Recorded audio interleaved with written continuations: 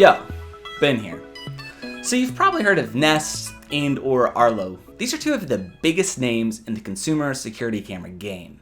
Today, we're comparing them head to head. Which platform is best? Which is best for your smart home? And ultimately, which one should you buy? Let's find out.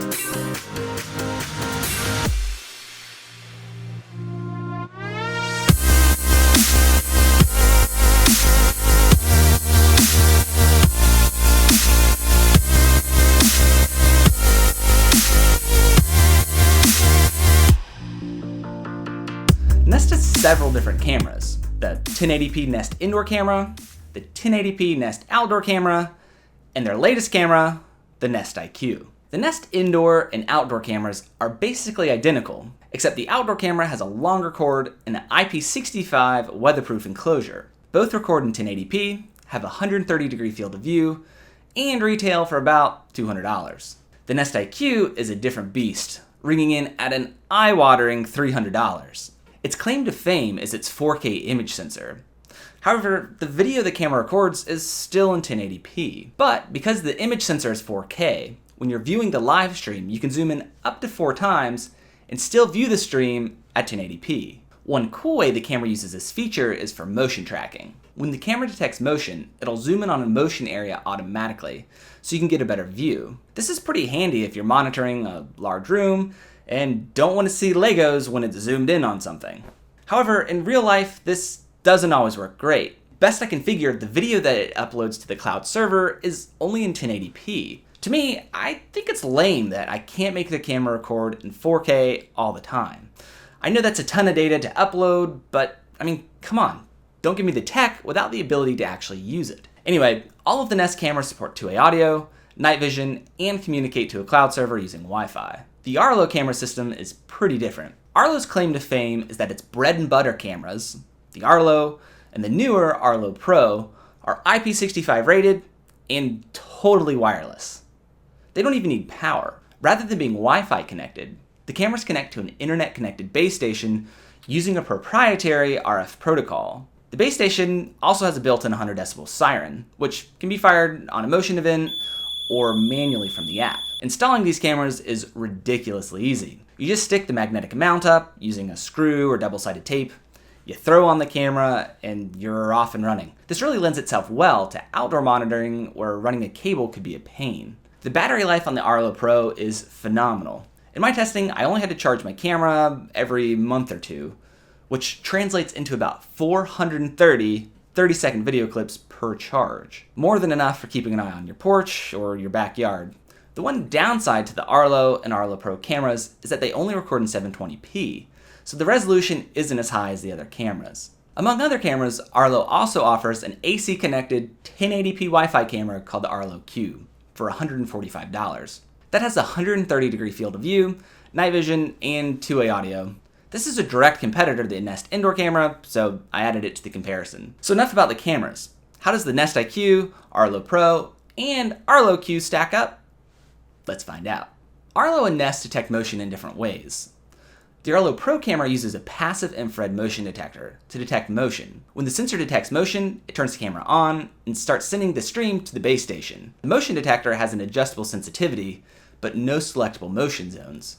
Nest cameras use image analysis to detect motion. You can find zones and have it fire unique notifications when motion is detected in a certain area. This is great for avoiding false positives if you have an area that has motion in it all the time, like a fan or an AC unit. The Arlo Q camera also detects motion this way and has selectable motion zones. All 3 of these cameras pick up on motion really quickly. In my testing in bright and dark areas, the cameras didn't miss any of the action.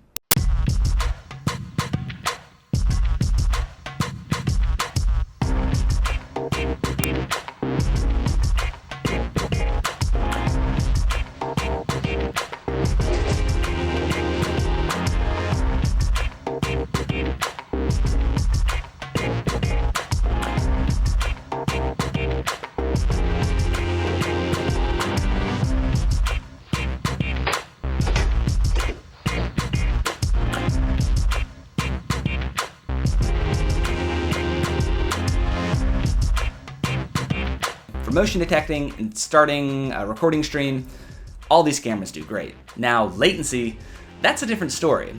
The Nest IQ Cam definitely has the smallest amount of latency.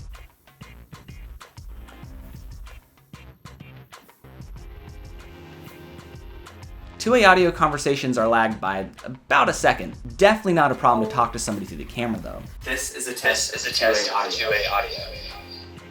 It's has a little latency. The Arlo Pro camera has a bit more audio and video latency.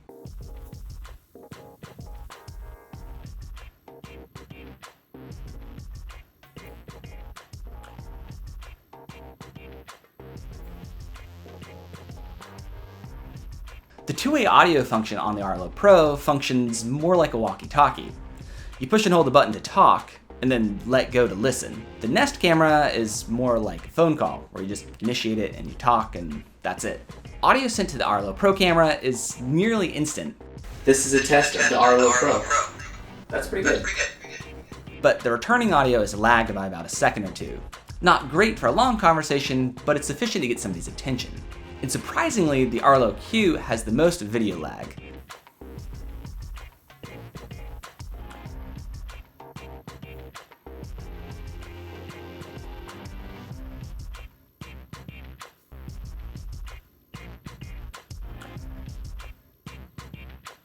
Its two-way audio experience is about the same as the Arlo Pro. And this is the two-way audio. With the Arlo Q. All of these cameras work fine, and the latency really isn't something you think about if you're not in the same room with the camera. However, if you want the lowest latency camera, then Nest has it by a second or so. How about picture quality? The picture quality of these cameras is pretty good. Check out these exported video files from the different cameras. The Nest IQ definitely has the leg up here. Its ability to zoom in when it works is pretty clutch, though I really struggled to get that close-up tracking to work reliably. Even without zooming in, the Nest IQ camera is very clear in dark and light conditions. The Arlo Q, being 1080p, looks almost as good, and the Arlo Pro definitely suffers a bit. Could this make the difference identifying a baddie? Maybe.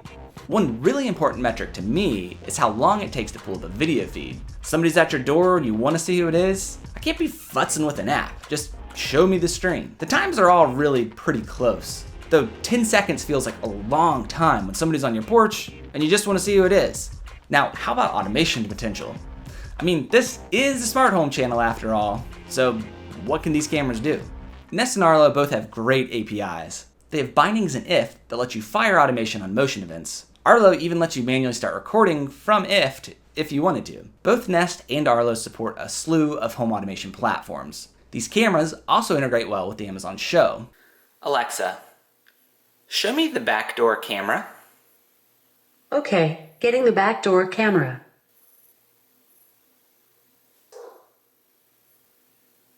Alexa, show me the Nest IQ camera.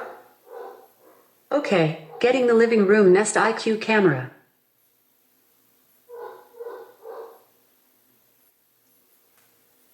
Which, despite my not liking the Amazon Show, is actually a pretty cool way to see who's on your porch when you're doing the dishes. My favorite home automation hub, Home Assistant, also has native component support for Arlo and Nest. This lets you have sensors for the last motion event, handy for firing on automation when motion is detected. The Arlo component tells you how many clips it's recorded in the day. The Nest component has different sensors for each motion zone. You can also view the video feeds. Interestingly, Arlo in Home Assistant plays a little GIF of the last motion event rather than an actual live stream. Nest just plays the live stream. Most likely, you'll still be using the native apps for these devices rather than your home automation UI, but it's still nice to have, I guess. And speaking of apps, the Nest and Arlo apps are both really solid. I find the Arlo app a bit more flexible. There's a lot more options for when to record video or fire the siren based on motion or audio events, including linking cameras.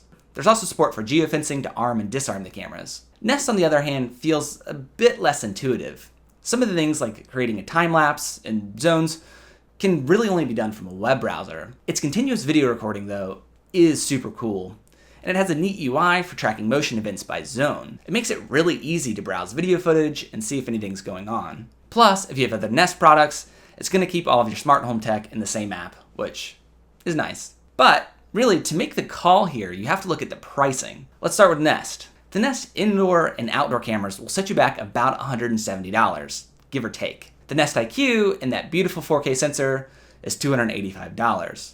Worth it in my mind if you have a large area you're monitoring and you want that high-resolution video feed of motion events. The Arlo Pro camera will set you back about $170 and requires an $85 base station. You can buy a multi-camera starter kit and save some money though. And last but not least, the Arlo Q camera runs $145 and doesn't need a base station. Initial outlay costs aside, it's the monthly cloud fees that really stick it to you. Nest, with its Nest Aware service, charges $10 a month for 10 days of cloud storage. Arlo, on the other hand, gives you 7 days of cloud recording for free. Nest also charges an additional $5 per month per camera, where Arlo is free up to 5 cameras. So, for a camera setup, you're talking about $20 a month for cloud storage with Nest. That's $240 a year. Ouch. With Arlo, it's free. You could make the case that you're getting additional benefits with Nest Aware, such as familiar face detection, specific motion alerts by zones, and things like people recognition and time lapses and continuous video recording. The free tier of Arlo is just motion recording, and it doesn't have continuous feed or all the bells and whistles. But it's free, and if all you want to do is to keep an eye on the delivery person, then you don't really need that. Arlo is launching Arlo Smart. This will monitor your video streams and fire notifications for specific things that it recognizes, like people and pets and cars. This, like Nest Aware, will greatly cut back on the number of false positives you're notified for, but you'll have to pay for it. For the Arlo Q, continuous video recording is available for $99 a year. So what's the call? For me, it was an easy choice.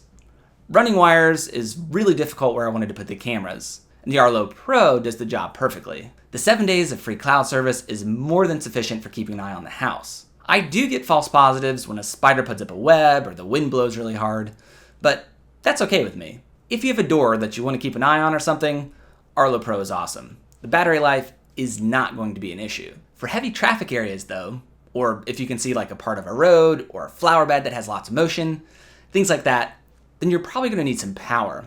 The Arlo Pro can be used powered using a weatherproof USB cable, or you could use the Nest outdoor camera with Nest Aware, and that's going to work really well.